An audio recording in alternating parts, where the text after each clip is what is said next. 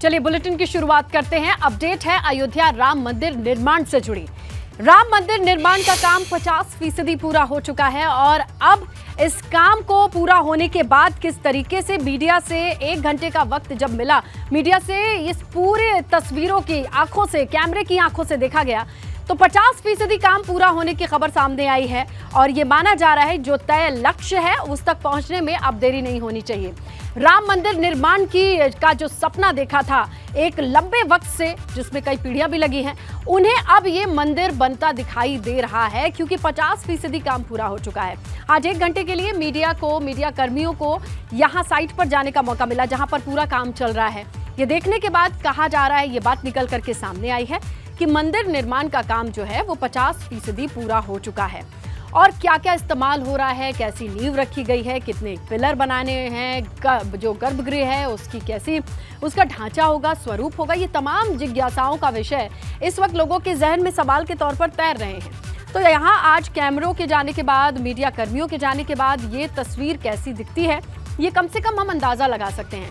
देखिए, आप इन तस्वीरों से अंदाजा लगाइए। जहां गर्भगृह वाली जगह की तस्वीर दिखाई दे रही है उसके ठीक नीचे आपको प्रथम तल पर जो काम चल रहा है, फर्स्ट फ्लोर पर जो काम चल रहा है वो दिखाई दे रहा है। इसके अलावा 2023 में निर्माण कार्य पूरा क्यों होगा, उसके पीछे की वजह यह है क्योंकि आज हम जहां खड़े हैं आज की डेट में 50% काम पूरा हो चुका है। अगर इसी स्पीड से काम होता रहा, जो टारगेट है, जो तय लक्ष्य है, उसे बड़े आराम से पूरा किया जाएगा। 23 में निर्माण का काम पूरा हो जाएगा। पीएम ने ये जानकारी ली थी, उन्होंने खुद आकर के देखा था कि काम कितना हुआ है, कैसे हुआ है और हमने देखा कैसे दीपावली के मौके पर जब प्रधानमंत्री आए तो उन्होंने यहाँ पर काम करने वाले लोगों से बातचीत की। ये देखिए, जगह जगह इस काम को पूरा करने के बाद नोटिफाई किया जा रहा है। हर एक शिला की जानकारी रखी जा रही है, हर एक खंड की जानकारी रखी जा रही है और उसे पूरा करते हुए किस तरीके से, देखिए, इस पूरे ढांचे को भी आज सजाया गया है क्योंकि जब पूरी अयोध्या सज रही थी तो राम मंदिर में जितना भी निर्माण हुआ है उसे भी सजाया गया था। चलिए सीधा रुक करते हैं हमारे सहयोगी अनुभव का, जिन्होंने ये अनुभव लिया है कि राम मंदिर का निर्माण हो रहा है तो कितना काम हुआ है और आप अपना अनुभव ही साझा करेंगे। अनुभव देखिए, बिल्कुल हम आपको अगर तस्वीर दिखाएं और आपके माध्यम से दर्शकों को तस्वीर दिखाएं तो ये देखिए, ये प्रवेश द्वार है, सिंह द्वार ये है, यहाँ से प्रवेश होगा, ये सिंह द्वार है। यहाँ से जब प्रवेश करेंगे तो ये फिर उसके बाद आएगा नृत्य मंडप, यानी तमाम तरह की जो हम कहें जो कलाएं हैं वो यहाँ पर उनको प्रदर्शित किया जाएगा। फिर जब आप आगे बढ़ेंगे तो रंग मंडप आएगा, उससे आगे बढ़ेंगे तो गूढ़ मंडप आएगा और उसके बाद आएगा गर्भगृह, जो इस पूरे मंदिर का हम कहें सबसे मुख्य आकर्षण का केंद्र होगा या सबसे मुख्य केंद्र वही होगा क्योंकि वहीं पर रामलला विराजमान होंगे। और ये अभी हम मंदिर का जो ग्राउंड लेवल है यहाँ मौजूद हैं 70 फीट की ऊंचाई पर, यानी ज़मीन से हम कहें तो 70 फीट की ऊंचाई पर हम यहाँ मौजूद हैं और तस्वीरें ये हम आपको दिखा रहे हैं। पूरा ये जो तीर्थ क्षेत्र परिसर है, जो जन्मभूमि परिसर है, वो तस्वीर हम दिखा रहे हैं। कुल 2.77 एकड़ का ये पूरा एरिया रहे है जो पूरी तरह से डेवलप होगा, पूरी तरह से मंदिर का ही हिस्सा होगा।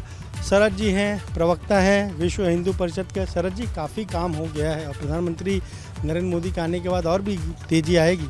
बिल्कुल तीव्रता के साथ कार्य चल रहा है और ट्रस्ट जिस प्रकार से सक्रिय है, मुझे लगता है कि 2023 में गर्भगृह बनकर तैयार हो जाएगा दिसंबर तक और जनवरी 2024 में जो है रामलला विराजमान हो जाएंगे और यह दर्शन का अपना जो एक हमारी प्रतीक्षा थी वह समाप्त होगी।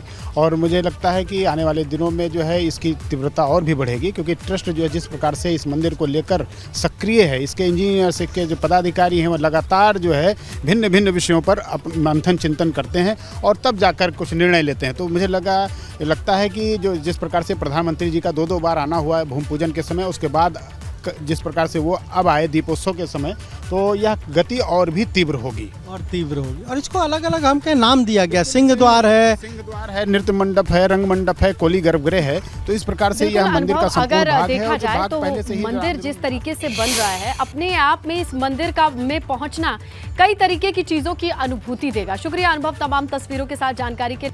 तो देखिए, आज भारत के ज्यादातर हिस्सों में सूर्य ग्रहण दिखाई देगा। साल 2022 में ये दूसरी बार आज सूर्य ग्रहण लग रहा है। देश के पश्चिमी उत्तरी हिस्सों में बेहतर ढंग से सूर्य ग्रहण को देखा जा सकेगा। पूर्वोत्तर भारत में सूर्य ग्रहण दिखाई नहीं देगा। वक्त 2:29 सूर्य ग्रहण जब लगेगा। भारत में शाम 4:22 पर सूर्य ग्रहण लगना है। शाम 6:32 तक सूर्य ग्रहण रहेगा। कुल अवधि है 4 घंटे 3 मिनट।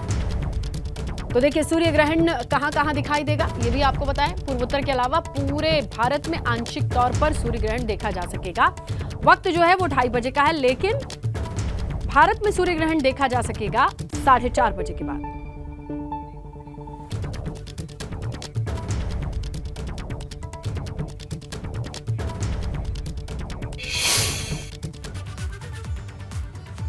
तो चलिए देखते हैं किस तरीके से सूर्य ग्रहण को लेकर के जब सूतक 12 घंटे पहले लग गया था तो बड़े बड़े मंदिरों के कपाट बंद हो गए। चाहे आप केदारनाथ का जिक्र करें, वाराणसी काशी का जिक्र करें, हरिद्वार की बात कर लें, बद्रीनाथ धाम की बात कर लें, गंगोत्री धाम की बात कर लें, हर जगह कपाट सुबह से ही बंद है क्योंकि सूतक 12 घंटे पहले लग जाता है।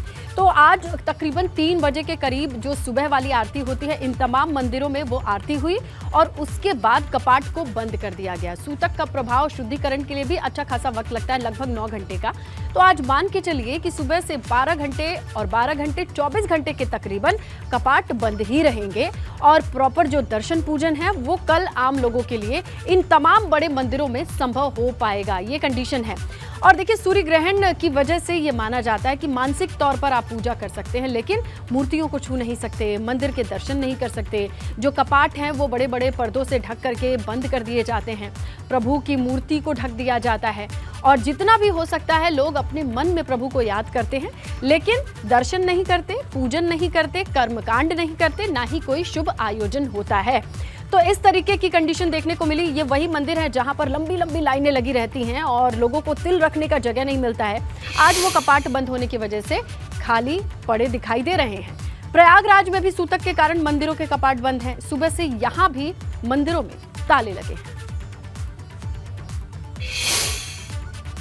साल का दूसरा और अंतिम सूर्य ग्रहण आज पड़ रहा है। दीपावली के दूसरे दिन पड़ने वाला ये सूर्य ग्रहण खासा महत्वपूर्ण बताया जा रहा है। धर्म और ज्योतिष के जानकारों के मुताबिक इस बार के सूर्य ग्रहण पर 27 सालों के बाद ग्रहों एवं नक्षत्रों का खास संयोग बन रहा है। भारत की बात करें तो भारत में ये सूर्य ग्रहण शाम करीब 4:15 बजे शुरू हो जाएगा, लेकिन संगम नगरी प्रयागराज में इस सूर्य ग्रहण का असर सिर्फ 44 मिनट तक रहेगा। शाम 4:40 से सूर्य ग्रहण की शुरुआत होगी और शाम को 5:24 पर जब सूर्यास्त का वक्त होता है तो प्रयागराज में उस वक्त ग्रहण का मोक्ष मान लिया जाएगा। तो सूर्य ग्रहण के 12 घंटे पहले सूतक लग जाता है। प्रयागराज में भी सूतक लग चुका है। तो इस वक्त हम मौजूद हैं प्रयागराज में गंगा, यमुना और अदृश्य सरस्वती के त्रिवेणी संगम तट पर स्थित लेटे हुए हनुमान जी के मंदिर में। दुनिया का ये इकलौता ऐसा मंदिर है जहां हनुमान जी लेटी हुई मुद्रा में अपने भक्तों को दर्शन देते हैं, उनका कल्याण करते हैं। तो सूर्य ग्रहण का सूतक लगने की वजह से इस वक्त आप देख सकते हैं कि जो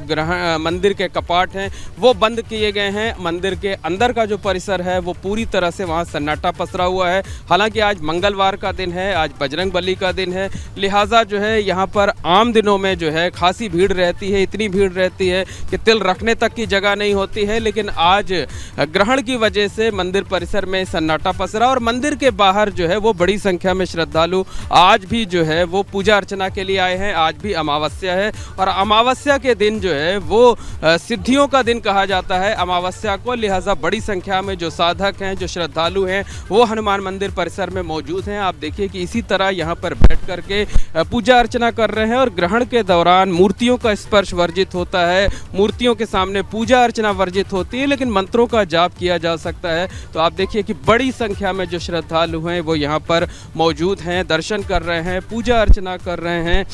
कैमरामैन रोहित श्रीवास्तव के साथ मोहम्मद मोइन, एबीपी गंगा, प्रयागराज।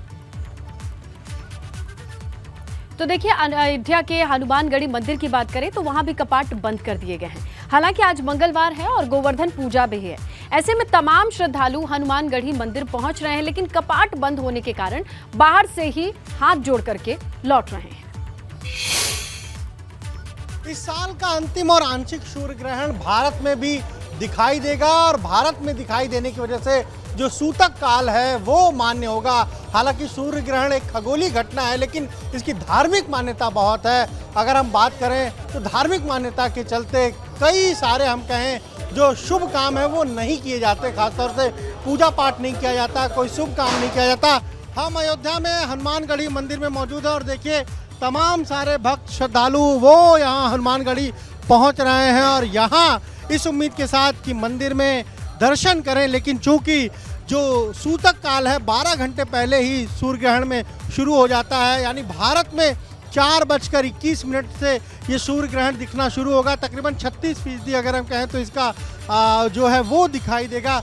लेकिन उससे 12 घंटे पहले ही जो सूतक काल है वो शुरू हो जाता है, इसलिए मंदिर हनुमानगढ़ी मंदिर जो है उसका जो मुख्य कपाट है उसे बंद कर दिया गया है। यहाँ लगातार भजन हो रहा है, तमाम सारे लोग भजन कर रहे हैं और इधर आप देखिए श्रद्धालु जो हैं वो उमड़े हुए हैं।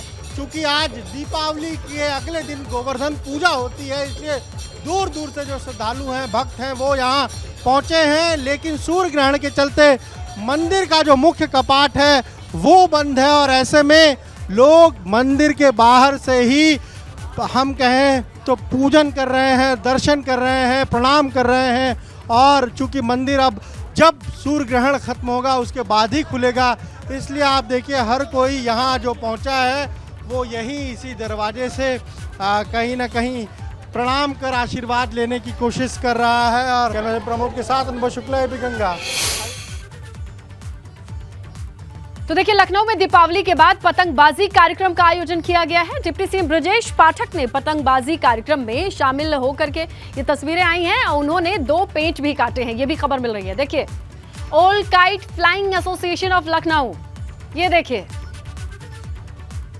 गोमती नदी के किनारे इसका आयोजन किया गया। डिप्टी सीएम ब्रजेश पाठक ने कहा कि पतंग उड़ाकर पुराने दिनों की यादें ताजा हो गई हैं और देखिए किस तरीके से पतंग उड़ाते नजर आ रहे हैं डिप्टी सीएम ब्रजेश पाठक और वाकई बचपन की यादें ताजा हो गई। पतंग उड़ाई है उन्होंने, ये देख करके लग रहा है। फ्लाइंग काइट एसोसिएशन है लखनऊ में जो पतंगबाजी आयोजित कराता है ऐसे बड़े कार्यक्रम। गोमती तट के किनारे अच्छे मौसम में इस वक्त पतंगबाजी करते नजर आ रहे हैं डिप्टी सीएम, ये देखिए आप, ये देखिए तो बड़े मन से पतंग उड़ाते नजर आ रहे हैं, पतंगबाजी करते आ रहे हैं नजर। और लखनऊ में ओल्ड काइट फ्लाइंग एसोसिएशन है जो गोमती तट पर इसका आयोजन करती है और डिप्टी सीएम बतौर, ये देखिए ये अनोखी वाली पतंग भी आपको दिखाई दे रही होगी जिस पर कभी जेपी नड्डा दिखाई दे रहे हैं मुख्यमंत्री योगी आदित्यनाथ के साथ, तो प्रधानमंत्री दिखाई दे रहे हैं मुख्यमंत्री योगी के साथ।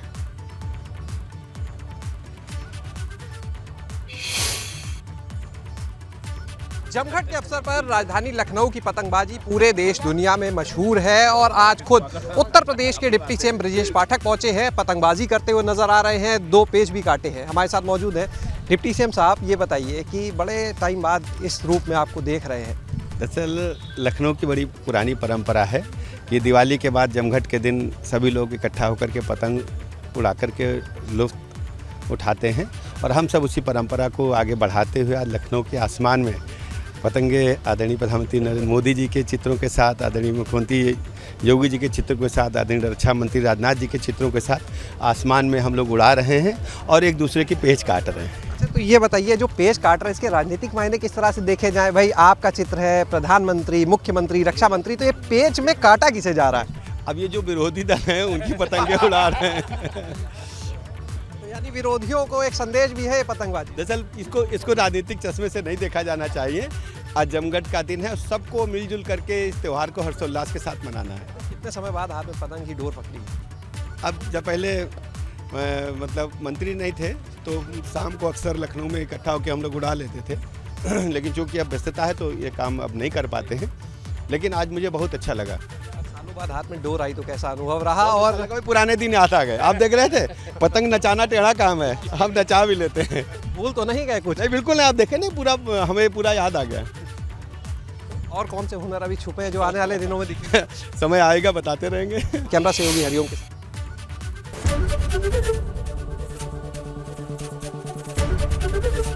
एबीपी गंगा, खबर आपकी, जुबान आपकी।